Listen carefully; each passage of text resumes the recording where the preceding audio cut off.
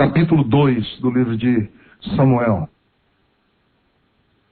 Samuel é o filho de Eucana e de Ana. E Samuel, que a mãe de Samuel, Ana, quando estava pedindo um filho a Deus, prometeu que se ela tivesse aquela criança, ela entregaria o menino para que o menino fosse servir no templo, servir na casa de Deus. E assim aconteceu. Ela teve o filho e entregou o filho para servir na casa de Deus. Quando o menino chega na casa, ou cresce dentro daquele ambiente, o capítulo 2 começa a nos dar um pano de fundo de como estava a igreja, o estado religioso daquela época em Israel. Eli era o sumo sacerdote. E os 2 filhos eram de péssimo caráter. Primeiro, eles eram profissionais da fé. Segundo, eles eram gananciosos por dinheiro. E Samuel está crescendo nesse ambiente. E o objetivo do capítulo 2 é mostrar como Samuel cresceu desde criança neste ambiente corrupto e como ele passou pelo sistema sem se corromper. O objetivo é mostrar isso. Vamos ver rapidamente, versículo por versículo, para vocês entenderem algumas coisas. Veja o versículo de número 11. O que é que o texto está querendo nos dizer? Eucana foi a Ramá à sua casa. Porém o menino ficou servindo ao Senhor perante o sacerdote Eli. Vejam que este versículo já traz uma verdade importantíssima. E a verdade importantíssima desse versículo é que Samuel, mesmo sendo adolescente, presta atenção, pais que estão me ouvindo, que Samuel, mesmo sendo adolescente, servia a Deus. Ele era um menino ainda. O versículo de número 18 diz que ele ainda era jovem. Versículo 18. Essa palavra jovem aqui no versículo 18 é a palavra hebraica naar, usada para ser adolescente. Então vejam que nós temos aqui a primeira lição da vida de Samuel. É que ele, adolescente, servia ao Senhor. Versículo 12, vamos em frente. Os filhos de Eli eram filhos de Belial, não conheciam o Senhor. A expressão Belial, essa é uma expressão hebraica que significa desvalorizado.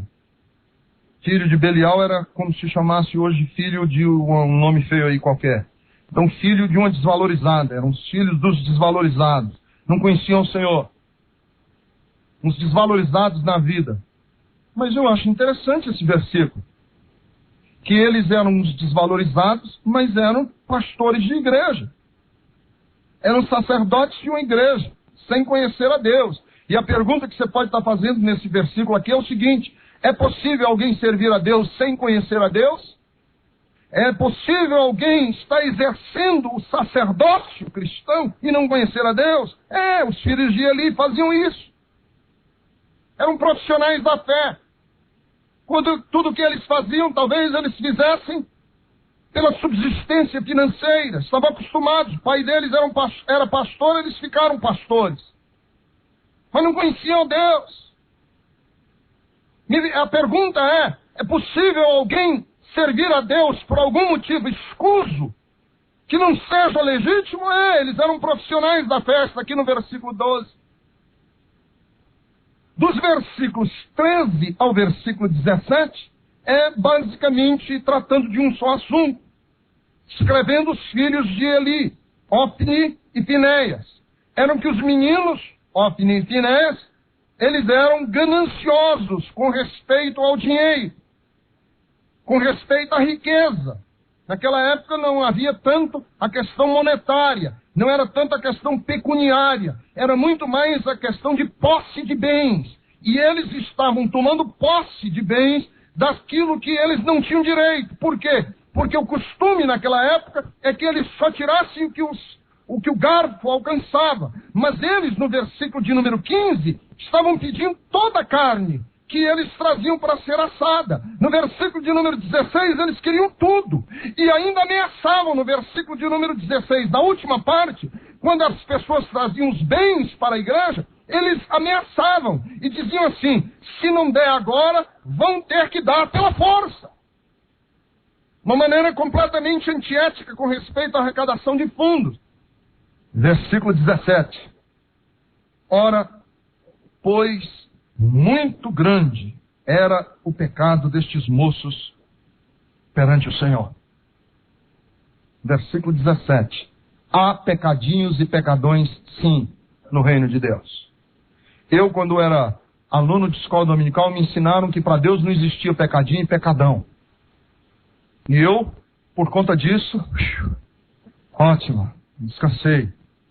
Mas eu estou descobrindo cada vez mais que estudo a Bíblia que existe sim pecadinho e pecadão. Veja o versículo de número 17. O pecado desses moços era pequenininho ou grandão? Grandão. Muito grande o pecado deles diante do Senhor. Você diz, pastor, e quando é que a gente sabe que um pecadinho é grande, um pecadinho e um pecadão? Deixa eu lhe dizer quando é que um pecado é grande. Pecadão. Mateus 18, versículos 6 e 7. É pecadão. Mas qualquer que escandalizar um destes pequeninos que creem em mim, melhor lhe fora se lhe pendurasse ao pescoço uma pedra de moinho e se jogasse na profundeza do mar. Ai por causa dos escândalos, porque é mistério que venham escândalos. Mas ai daquele homem por quem vem o escândalo. Isso aqui é um pecadão. Qual é um pecadão? Todo pecado que fizer um novo na fé tropeçar e se distanciar do Senhor é pecadão. Todo pecado que eu cometer que cause escândalo e que pessoas se afastem dos caminhos do Senhor, isso é pecadão. Ao ponto de Jesus dizer que é melhor amarrar uma pedra no pescoço e se jogar ao mar. Tamanha a grandeza desse pecado. Por isso, cuidado com o que você fala na presença de uma pessoa recém-convertida. Cuidado com o seu testemunho com pessoas que estão lhe observando. Porque um pecadinho simples pode fazer essa pessoa tropeçar, cair da fé, e esse pecadinho simples se transforma num pecadão. Segundo, que é um pecadão, é voltar atrás na fé. Mateus 26 e 24. É trair. É abraçar a fé e negar aquilo que abraçou. Isso é pecadão. Mateus 26 e 24. Veja como Jesus diz que isso aqui é um pecadão. Mateus 26 e 24. Lógico que está se referindo aqui a Judas, mas pode ser aplicado à vida de qualquer pessoa. Mateus 26 e 24. Em verdade o Filho do Homem vai, como acerca dele está escrito. Mas ai daquele homem por quem o Filho do Homem é traído. Bom seria que este homem nunca houvera nascido. Veja como é grande esse pecado. Que trai o Filho do Homem. Que trai a Cristo. Aquele que diz sim para Jesus e depois de alguns meses dá as costas, volta atrás. Jesus diz, aquele que trai, aquele que nega, era melhor não ter nem nascido. Quer ver um pecadão? Ponto 3, Marcos 3 e 29. Veja o versículo 28, é bom ler o 28 e o 29. Na verdade vos digo, em Marcos 3, 28 e 29, que todos os pecados serão perdoados aos filhos dos homens, e a toda sorte de blasfêmias com que blasfemarem.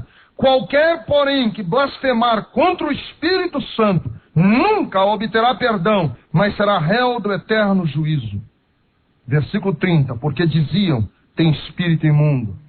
O pecado contra o Espírito Santo, atribuir ao diabo a obra que é de Deus. Isso é um pecadão. considerar satânica a obra de Deus. É pecado contra o Espírito Santo. O contexto diz isso aqui do capítulo 3, versículo 29. Não obterá perdão aqui nem na vida eterna. Entenderam um pecadão? Pecado para a morte. 1 de João 5,16. Se alguém vir pecar seu irmão, pecado que não é para a morte, orará e Deus dará a ele vida àqueles que não pecarem para a morte. Há pecado para a morte, e por esse não digo que ore. Toda iniquidade é pecado, e há pecado que não é para a morte. Mas há pecado que é para a morte. E eu considero o pecado que é para a morte aquele pecado que, independente do que seja, vai ao limite de Deus. Porque a Bíblia Sagrada fala em entristecer o Espírito Santo, a Bíblia Sagrada fala em apagar o Espírito Santo, a Bíblia Sagrada fala que depois que você apaga o Espírito Santo, você pode, ao apagar o Espírito Santo, cometer um pecado contra o Espírito Santo, e aí já não tem mais nem como orar por você, porque foi ao limite. Porque a Bíblia Sagrada diz que o Espírito de Deus não contenderá para sempre com o Espírito do homem. Deus não vai para sempre, sempre, sempre, sempre, sempre. A Bíblia Sagrada diz: o homem que repreendido várias vezes endurece a sua cerviz, será quebrantado sem que haja cura. Não vá ao limite de Deus. Arrependa-se, volte. Mas vamos em frente, porque temos muito campo para seguir ainda. Versículo de número 18. Ele era menino e ministrava, e ele recebeu uma roupa, versículo de número 18, um vestido com um éfode de linho. Esse vestido de linho era o vestido que os sacerdotes usavam por baixo de todo o paramento. Era um vestido que demonstrava pureza, por isso é que ele era de linho branco. Não podia ser manchado, não podia ter nenhum tipo de mancha. O linho nas Escrituras, na Bíblia, representa pureza, representa santidade. E o sumo sacerdote, a primeira roupa que ele usava era essa roupa de linho, para demonstrar diante de Deus e dos homens que ele era santo. E Samuel já vestia esse vestido de santidade diante de Deus. Versículo de número 19, ele recebia uma túnica pequena. A mãe dele dava a ele uma túnica para ele se vestir. E essa túnica o capacitava a oferecer sacrifícios diante de Deus, ainda como criança. Versículo de número 20. Nós recebemos aqui a promessa de Eli a Eucana e a sua mulher. Porque Ana era uma mulher estéril, e o Senhor disse a ela, através de Eli, que ela teria muitos filhos. E aí ela recebe muitos filhos. Ela recebe 5 filhos. Ela tem 5 filhos diante de Deus. 3 homens e 2 mulheres. E ainda mais Samuel. Na verdade, ela tinha 4 filhos homens e 2 mulheres diante de Deus. Tudo que nós fizermos para Deus será compensado. Versículos aí nos mostram isso. Tudo que nós fizermos diante de Deus recebe recompensa do Senhor. Veja os versículos 21 ao 24. Demonstra que os filhos que Samuel crescia diante de Deus. O versículo 21 diz que o jovem Samuel crescia diante de Deus, e os filhos de Eucana, os filhos de Eli, diminuíam diante de Deus. Vejam o versículo de número 22. À medida que o menino crescia no versículo 21, no versículo 22 os outros decresciam.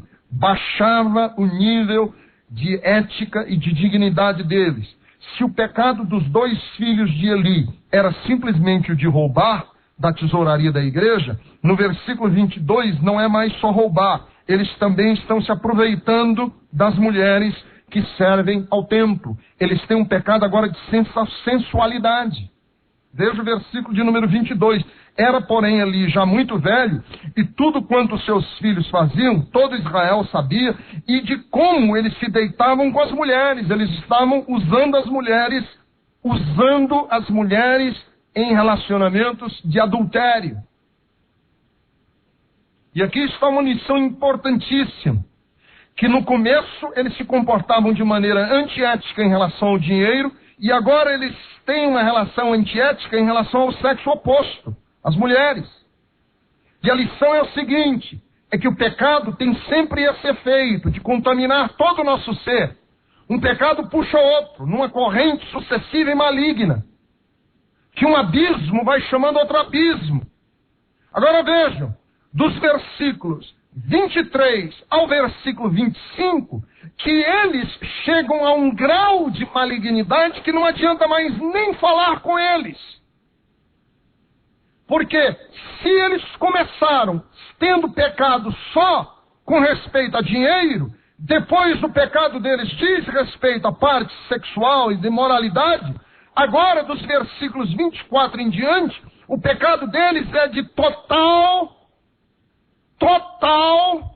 endurecimento, encaliçamento, é de total obturação mental, eles não ouvem mais ninguém.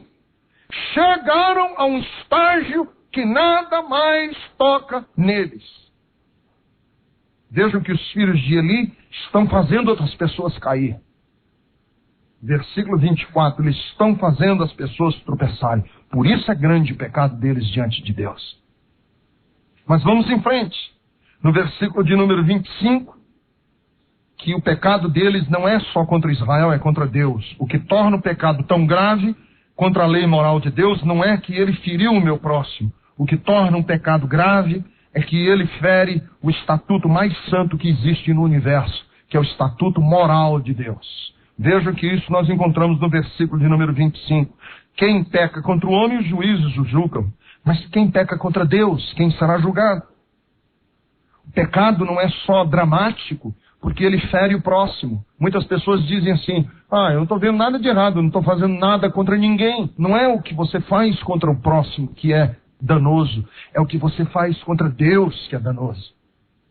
Por isso é que Davi, quando pecou, ele tinha pecado contra Urias, ele tinha pecado contra Betseba, mas quando ele se arrepende do seu pecado, ele diz assim, contra ti somente eu pequei. Quando o filho pródigo se arrependeu, o filho pródigo se aproxima do pai e diz, papai, pequei contra os céus e contra ti. Deixa eu falar uma coisa para você que está me ouvindo aqui, que se considera muito justo. Se eu nunca fiz mal a ninguém, o problema não é você ter feito mal só para o seu próximo, é o que você fez mal em relação a Deus. Vamos em frente, versículo de número 27. Veio um homem de Deus para confrontar com Eli. Eu acho interessante que esse homem ninguém sabe quem ele é. Veio um homem de Deus e confrontou Eli. Isso eu acho fantástico também. É que tudo que nós estamos fazendo, as ocultas, é um escândalo aberto no céu. Da onde este homem soube do pecado de Eli? Como este homem soube? Nós não sabemos. Quem é esse homem? Nós não sabemos. Da onde ele veio? Nós não sabemos. Mas o versículo 27 diz que veio um homem de Deus,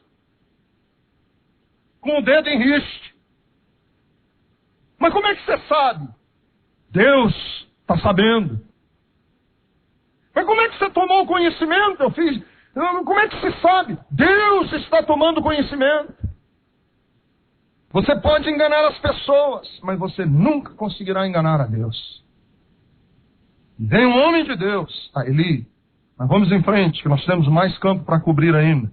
Versículos 28 em diante, 28 e 29. Veja, eu te dei tudo isso. Deus está falando a ele.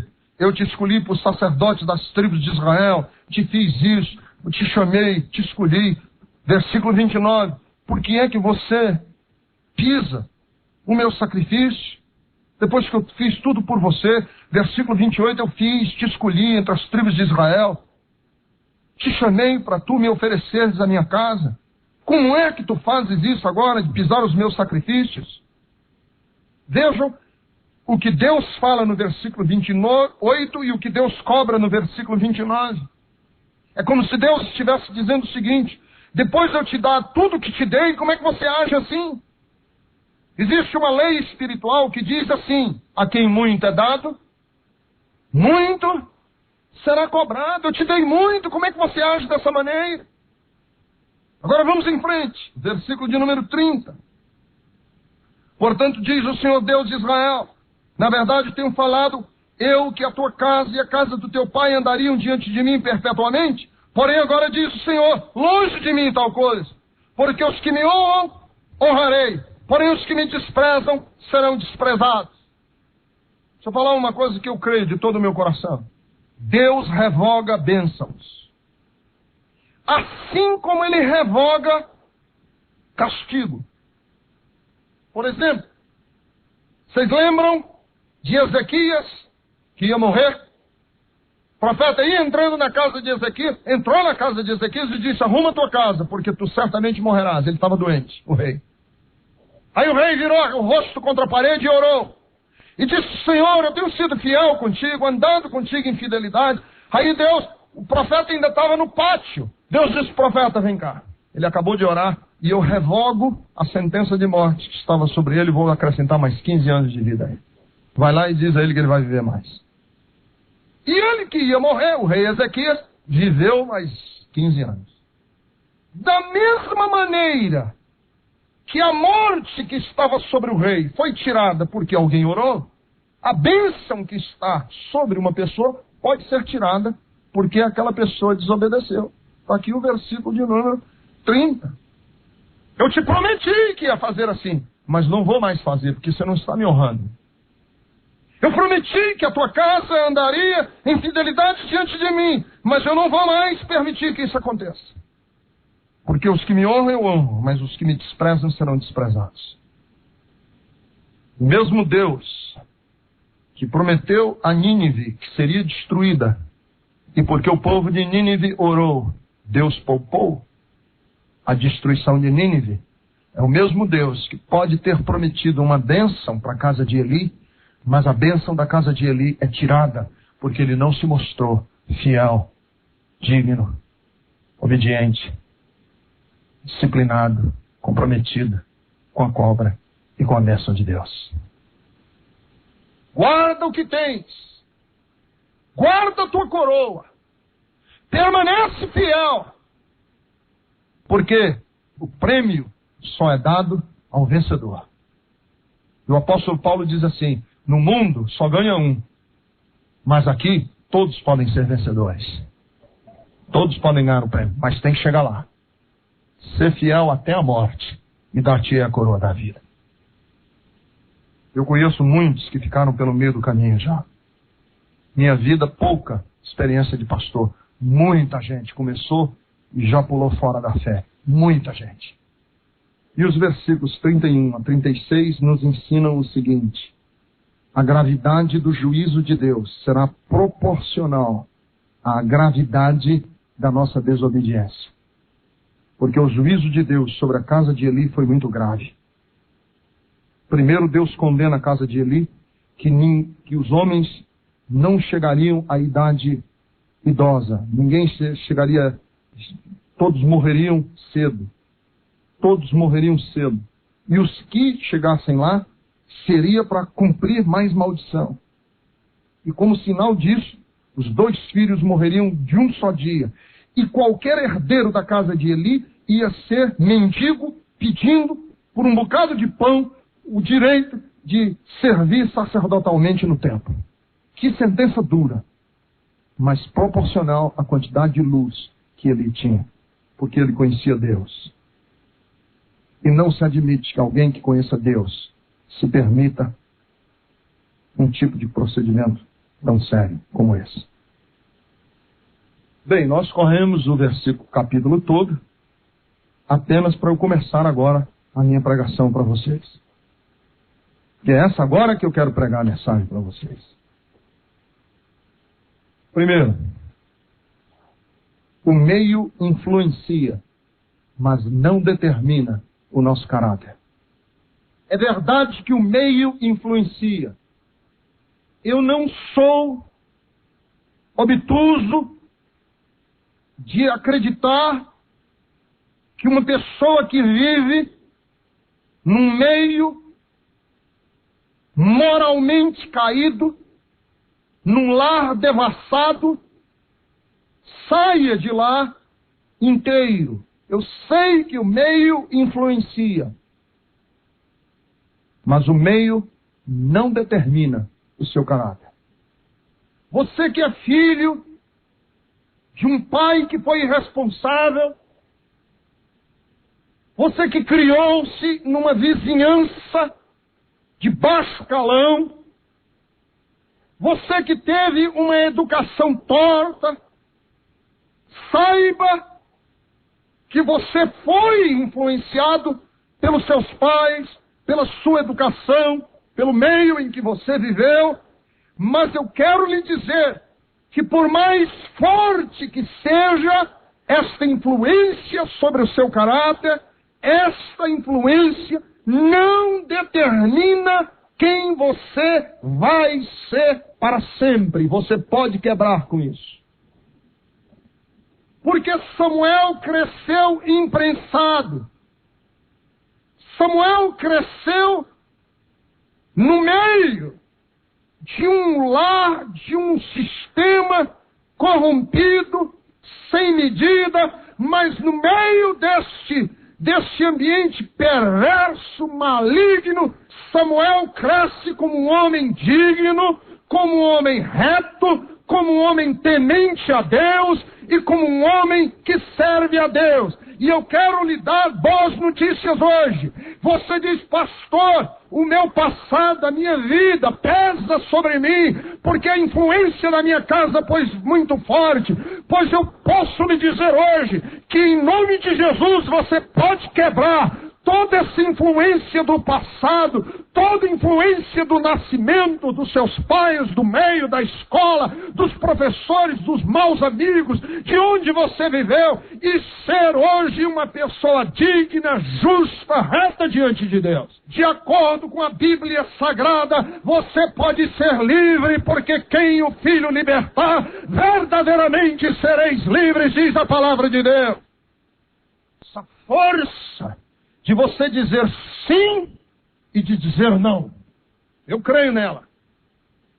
Você pode, por mais terrível que tenha sido o seu passado, dizer no seu coração, eu vou buscar a Deus.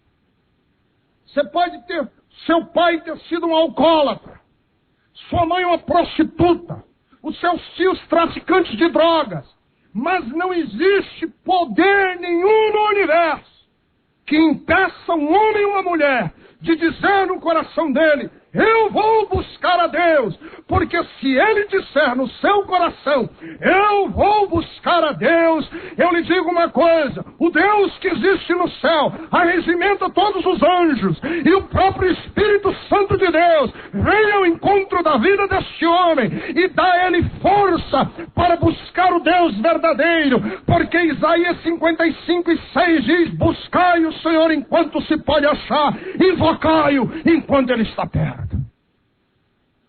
Se você disser, seu coração, eu vou deixar para trás os meus pecados. Eu creio que você pode hoje. Você pode ser miserável, pobre, você pode ser a pessoa cheia de complexos, cheia de feridas, mas não existe força no universo incapaz ou capaz de lhe proibir de dizer esta palavra. Eu vou deixar para trás os meus pecados. Essa decisão. Porque se você tomar essa decisão, os mesmos anjos no céu, o mesmo poder cósmico virá lhe dar forças para você deixar para trás os seus pecados.